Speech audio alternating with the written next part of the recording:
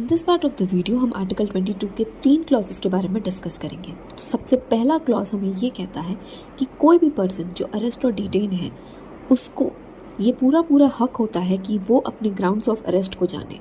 और उसी क्लॉज में ये भी कहा गया है कि उस आदमी के पास ये भी राइट होता है, उस अरेस्टेड पर्सन के पास ये भी राइट होता है कि उसको अपने पसंद के लीगल प्रैक्टिशनर के द्वारा डिफेंड किया जाए, या उसके पास ये हक होता है कि वो उसे कंसल्ट कर सकता है, a legal practitioner of his choice.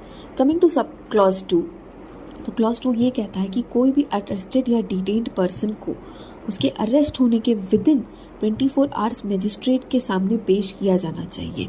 उसमें से वो period that is the place of arrest to the court की जो जर्नी वाली पीरियड होती है वो एक्सक्लूडेड होती है। So a person can not be detained in a custody beyond the period of 24 hours without the authority of the magistrate. Now coming to clause 3, तो वो ये कहता है कि कुछ भी nothing in the clause 1 and 2 shall apply. तो clause 1 और 2 अप्लाई नहीं करेगा किन दो चीज़ों में?